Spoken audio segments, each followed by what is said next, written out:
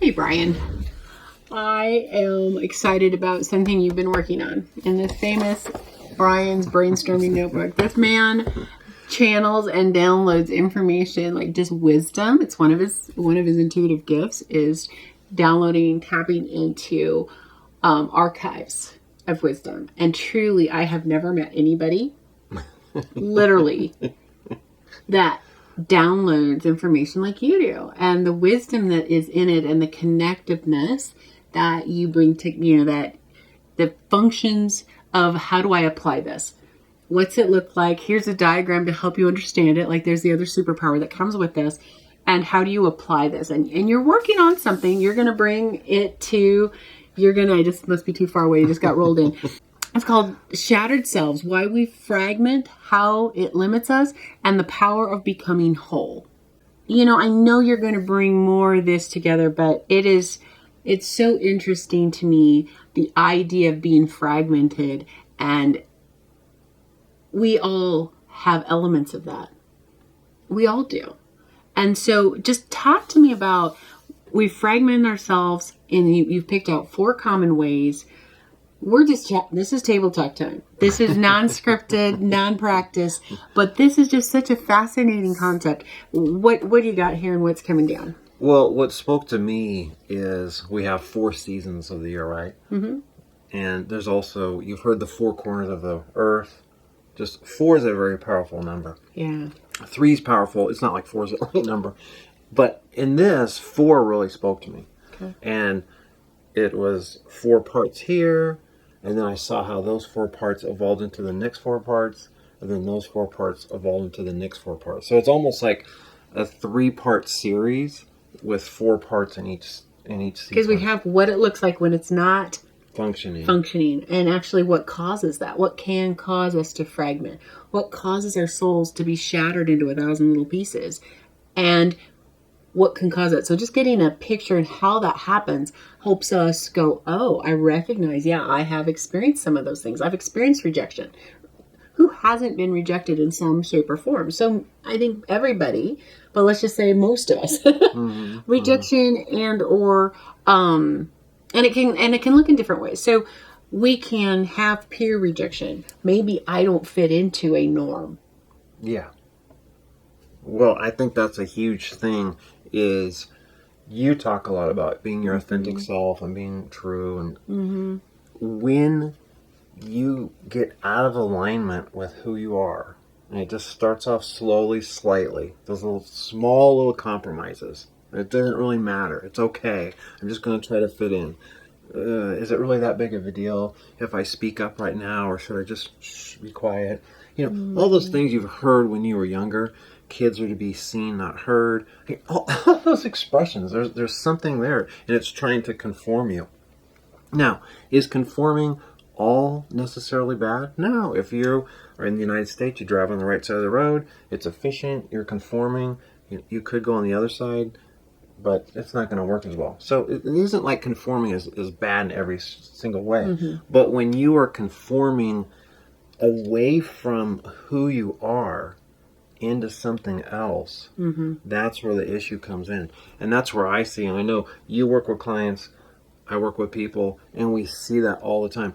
When you have a lack of confidence, I really think it comes down to a root where you branched off from who you were, and it's hard to feel confident when you're not being who you are. It just is. It just is. It's just fundamental. And this conformity thing, and I love how you're bringing this out within this training you're doing, is that we have, as we shift and conform like this, I don't fit in here, so I'm going to change myself to fit in. I'm actually rejecting a part of me. I'm actually saying, I don't think we mean to, but it happened. I'm saying, I'm not good enough. This is not good enough. And therefore I will become this. Well, it's like taking the shoes that fit your feet and putting them into either way too big or way too small. And you think, why do I struggle with walking? Why do I struggle with confidence to climb up these steps? Well, if you're wearing shoes that are 3 sizes too big, to stick to the analogy, you're going to have some insecurities because those shoes are going to trip you. They're going to, you don't have your balance. What are all the things that are going to happen? It's just not flowing. But you get your right shoes on and you're just working with something that's you. Well, it's that simple. We can make this so complicated. Why am I lacking self-confidence? Well, somewhere down the road, now there's 4 areas, but this is one of the areas. I felt rejection, or I felt I wasn't good enough. I didn't fit in this social norm. I didn't wear the right clothes. I didn't, those things are pretty benign, but there's an underlying, I need to look, feel, smell like this. And if I don't, we reject that part of us. We lock it away. There's different ways we kind of so here's one. Here's a rule. I literally locked away in a closet large parts of me because through the lens I was in and was looking through, it didn't fit until I wanted to really achieve things that mattered to me. When I wanted to get down and start living a life that was resonating with me, I had to go find the key to that closet. Because these parts that you put on, you would take out those things that you say, this doesn't work, it's you, but I'm not going to accept that. And you put on these other parts and bring in these other things that you think, okay, this is what's acceptable. And it's all perception. Like, it's so funny now that I look back, but it's what I did. And it's what we do. And now I'm trying to go and do something from my heart space, do something with meaning. And it's like, these pieces don't work. Right. It's the wrong pieces because my heart says that which was in the closet, that's what you need to work in your heart work.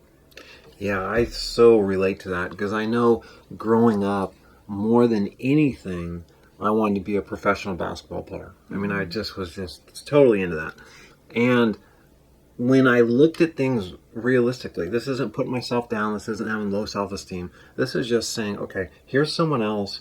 They are physically more gifted.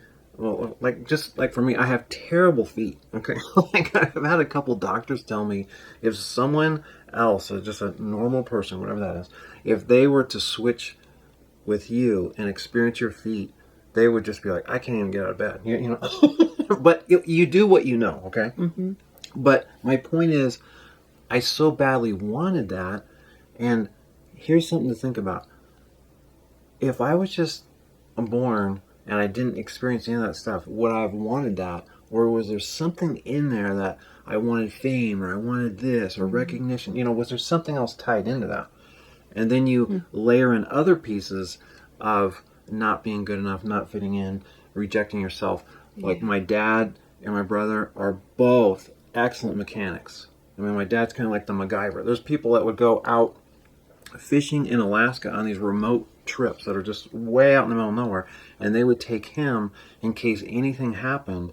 He could put things together, kind of MacGyver the engine, and get it back together with a few, with a few little things.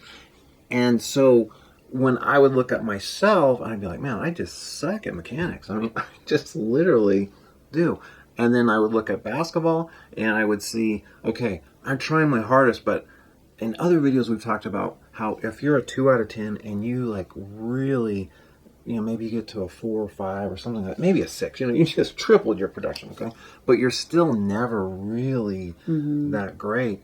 And I feel like for me, when I look at things when I was younger, and it's not like anyone was trying to like put me down or anything like that, but just basketball, mechanics, and then you look at school with reading, I mean, that's like a trifecta of I'm not enough. Because when you're reading multiple grade levels below other people and they just tell you to try harder and it's not trying, but still and you start rejecting yourself. Yeah. You start thinking, okay, I love basketball, but the truth be told, like the guys that made the high school team than me, the truth be told, they were better than me. Okay, could I have maybe been on the fringe of the team, 12th man or something like that, maybe, but it was, not going to be out the starters or anything like that. And when you look at mechanics, was I ever going to be a top mechanic? No. Okay, it's not my nature. And surprisingly, though, one of those, reading and writing, I mean, that did turn out good. So, it's just... But it was through the lens that you were judging. Like, that's that too. It's like, it's through the lens that we're perceiving this. You're terrible at mechanics. So hands-on engines in the way that that's working. No, that's not a superpower. Hands-on reading, writing, the way you were getting, the way you were receiving the instruction. No shame and guilt on, but it just wasn't coming to you in a way that made sense. Creates the perception that I'm no good at this. Right. Because of this standard, I'm no good at this. And some of these things we're just not going to be good at. You know? I'm not 6'4", so am I going to play that position on a competitive basketball team? No. Yeah. So, there's that realistic thing. But does that turn into I'm not good enough? Is the rejection piece. Whatever is in that, whatever energy is in that, whatever happens at those moments where I feel this is the set standard and I'm obviously clearly not going to be able to make it. You've been so successful and you've got a creative, innovative way of seeing the world and being able to turn that into these courses that you do and walk with people. Like you take people that have zero, some of your clients have zero motivation when they start out with you. Or motivation in a direction you don't want to go. Right, they're all motivated, right? But is that necessarily the most healthy? Right, there you go. But I'm just saying, there's an energetic superpower about you, and I think, and then you can take these downloads and these ideas, and you can turn it into written form and graphs and usable material. And you think, man, if you would have stayed in that place of rejecting that part of you, this wouldn't be coming through. And it's through the healing of that, isn't it? Which I'm going to turn the page because this is awesome, you guys. And this is just one piece of a 4-part piece where we go, the whole non-fragmented person has 4 parts. When you're whole, you have, and these pieces that you've rejected, it brings in authenticity. Yeah. So I love that you're going through this because they all do build upon each other. Yeah, they do. And just like there's 2 sides to a coin, heads and tails, if you're rejecting yourself, okay, is it possible to be authentic? It's impossible. Right. So it's like you can see. It's a tug of war, 2 different directions. And that's the beauty of this 4-part framework is each part works on the next part and it so aligns with it. And it just so makes sense because you're like, oh, if these 4 parts here are the parts that I'm not integrating, I'm rejecting, I'm having difficulties with, issues with, I'm not in alignment with myself, then the next part is showing you like, how do I get in alignment? Mm-hmm. How do I put those 4 parts together and be connected and whole? And then the last part is showing you what is the benefit of that. Mm-hmm. What's the freedom? Yeah, like just like we know there's the 4 seasons of the world. I don't know, 4 seasons of weather, I guess. Yeah. And with that, when you realize that and you see how they're integrated, how they work together, then you can plant in the spring, you can harvest in the fall. It all starts making sense and you're getting the benefit of it versus not really understanding what you're doing and then seeing planting doesn't work, but you're doing it in the winter or something. Yeah. And you're like, well, I just need to put more effort into it. I need to try harder. And I would really tell you, my life experience has been trying harder for something that isn't aligned with you or something that isn't a wisdom or principles is not going to be the answer. Because if trying harder was the answer, you would get there. So I'm not saying you don't have to put any effort into it, but if you want to go down the Mississippi River, you're going to go south. You're not going to be trying to fight, go north or east or west or something like this. You're going to go with it. With the flow. Well, okay. So here's some real life. So some examples of that is, so I'm going to pull out some of yours because I've known you a little while, is you were going to be involved in, you were going to be on the basketball team and you worked your heart out, and you learned some great skills. Okay. Wasn't achieved. you wanted to do, then you worked for the Blazers. Cool. Even on TV. Yeah. Even on TV. Like, we're watching this show on Netflix. Was it Netflix or YouTube or somewhere? Yeah. Anyway, and it was following a season of this Detroit Pistons. Okay. So it's following their season, and it's talking about that documentary style. And who shows up on TV but Bryan? So here he is. He was working for the Blazers, and he's there helping run the logistics of game time. Yeah. And there you are. I just thought that was so cool. So in the background, there you are. So here we are, and we're, you had this goal to be involved in basketball, to be an announcer, to do different things, and some doors opened, had some great opportunities, but not what you really visualized. Then you're going to be a lead coach. No guilt, no shame right now. There's a good point. So you're gonna be a coach of a varsity basketball team and gonna do this and work your heart out. And 20 some years later, so that's a story in itself. That's a story in itself. The point is, though, we reject ourselves. At these experiences that you shared caused you to reject a part of who you are. So you were building a dream on an idea that wasn't connected directly to your authentic self. It had elements that were 100% you, but not connected to your authentic self. And as you've done the journey work, so kudos to you. As we do the journey work and we start healing the reason why, we blame, they're rejecting me. That actually is a mirror. We reject me. Me, I reject me. They reject me. No, I reject me. You rejected you. Was there, that's just that. But you, that was you. And healing and coming to grip with that and healing that and going back and doing the work, you're now working within your authenticity. You were striving to do something significant, to have value. And by stepping in and getting those pieces in line with who you are, that authentic you are achieving the thing you were actually after in the beginning.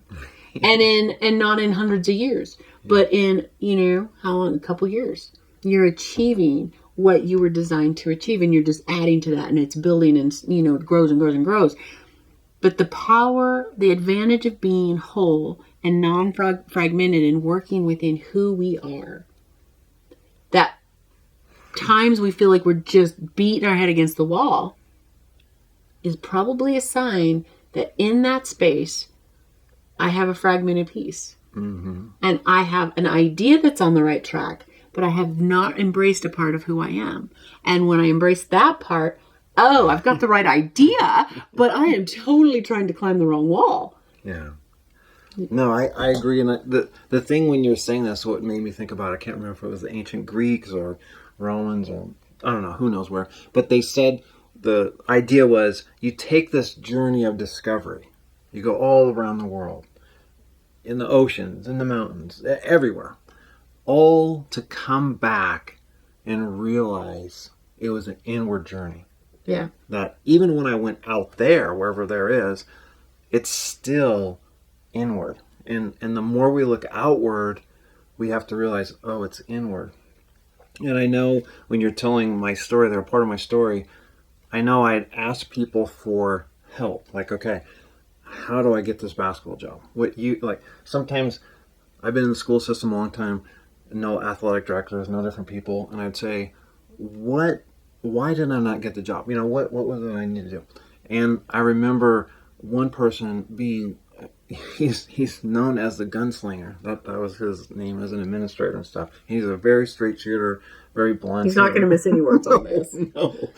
And he was like, Bryan, when you come into the room, you need to act like you are the hottest thing ever. Arrogance, like I'm here to save your life, and just so he goes, you come in, you're thorough, you have a notebook, you have everything planned out, you have everything like this, but you're not coming in and being like, look, you fools, you know what I mean, like, do you want to quit losing? Do you want to quit messing around? You know what I mean, like, I'm your guy. I don't even know why you're interviewing other people. He's like, you need to, and I'm being Mel on this, like really ramp it up. Ramp it up, okay. And I honestly tried that one time. It felt so weird. Like, just so not me, because that's not how I am. And it was probably one of my worst interviews. But the feeling of trying to be something you're not, when you get that far away from who you are, you really feel it. When you get closer and you're a little bit off, you're like, it just kind of felt weird or felt off, or maybe they didn't like me or something. But I'm telling you, this authenticity and aligning with it is so huge. And I also think that when you notice it, what it's telling you is this my tribe? Because when I'm around people that I feel, man, this is my tribe, I don't need to go in and act like I'm arrogant or all this kind of stuff. They just need to know I care. I legitimately have their best interest at heart. I want them to move the needle in their life. It's about them, not about me. And so what I realized is, when I finally did get a head coach, is the guy that was the athletic director, he had that same heart, that same spirit, that same mentality. And so I was like, oh, this is my tribe. This is my tribe. And I really just think that is something, sometimes we're wanting a tribe or we're wanting something that really isn't aligned with us. And when you start conforming and adapting and changing and all that, literally what that means is you're with the wrong tribe. Yeah. And you're compromising your long-term joy, your long-term satisfaction, your long-term success in other areas of our lives at the soul level. Yeah. Especially, yeah. So if really the idea is, if we are seeking to have joy that comes from the inside, resilience that comes from the inside, creativity is really an element. And people think, well, art, or some artsy is creativity, but creativity comes out in so many ways, so losing that ability to have creativity, creativity is the fun factor in things. Creativity in creating a meal, or creating a lesson plan, or creating a building. If you're an architect, the creativity that comes out, and then the freedom. The freedom. There's no the glitchy bits from the parts that were like, oh no, what are they going to say? What are they going to do? So you just, the being so free and being who you are and being really comfortable there and let that come out. That's what this conversation is about. That's what your training's about. So being able to plug in to achieve that joy, that resilience, that freedom, that creativity that comes from just who you are naturally, that's what you're putting the building blocks in for. That's what I'm saying. Am I getting it? Yeah. And what I've noticed too is, all that happens, it's all true. And then when you bring it to people, when you share it with people, when you're being yourself, they like it. Yeah, they like you. They like you. And they don't tell you to do this or grow a goatee or whatever it is. Funky, whatever it is. I mean, when I first started teaching, when I was student teaching, it was a rougher school. And some people recommended I grow a goatee. I kind of act like a tough guy. The same kind of thing. And the students are just like, what? You are some kind of character. But then you came in authentic, and they got you. Oh, yeah, they got me, When I used humor and those types of things. And it was just much better than me trying to be the tough guy, this kind of thing. Now, it doesn't mean that sometimes you can't step in that role if there's an emergency or but it's an authentic you in that time. Like, you can stand in your space. Yeah. There's no question about that. I mean, the different scenarios and places you've worked, like that, like you're saying, when you were first teaching and in the federal prison, and places where, holy cow, you needed to be able to be who you were and hold a space. So it had different looks. So being authentically you, and I have boundaries, and I can guide you. Yeah. Actually, your superpower. Yeah. So being you and being your authentic you has allowed you to navigate oh my gosh, we should get him going on some of his stories on how he has navigated life. He has some crazy cool stories. But it's been as authentically you. And people from all walks of life and experiences and attitudes, wherever they're at, have been able to embrace that authenticity and change. That's the amazing part. We in our most authentic space actually support others in their space. Why are people assholes most of the time? Because they're coming from a place of woundedness most of the time. And when we're stepping into this most authentic space, that's giving them the space to be who they are, to be free to be who they are. So helping them shift. Yeah, and I want you to think about something. If I showed up right now and I was not being myself, okay? Am I really here? If I'm not really being myself, okay? And then if I'm having a conversation with you, was this a real conversation? If I start off and I'm inauthentic, if I'm not being legit, it just, can we even have a real conversation? So I challenge you to think about some of these things, like if your life, your experiences, your interactions with others, it must start with you being real and authentic. Otherwise, it's falsehoods built on falsehoods, or compromises built on compromises. And then you ask someone, like, do you like Italian food? No, I've never liked Italian food. You know, if you have one of these, like, just clear the air type things, and you're like, what? You know? Yeah. So I think it's so critical to think about, when I'm interacting with others, is the real me showing up? Because if the real me isn't showing up, everything after that point is very questionable if it's even going to work out. Yeah. Awesome sauce. So thank you for being here with us. Hi, my name is Janelle. And if you were wanting to, and Bryan. Yeah, if you want to go deeper on this 4-part program here, it's like a 3-part elements. I mean, it's seriously very beneficial to you. I think you'll get a lot out of it. I found it beneficial for me, sharing this with others. If this is something that interests you, please send me an email at optimizers.unlimited@gmail.com. Because what I'm doing is I'm creating a course where we're going to go through this in detail on live conferences, and you'll get videos and stuff. It's very detailed. And if you are interested in this and you want to make the changes, there's something that's getting you stuck, getting you blocked, and you just want to get past that and reach your goals, then send me an email at optimizers.unlimited@gmail.com. Put in the subject line Shattered Self or Fragmented, so I know this is what this is. And then I'll get with you and see if this is a fit for you or not. Anyway, if you have any questions, you can send me an email too, even if you want to see if this is for you. My email, I've listed it a couple times. I'll put it in the description and also in the comments.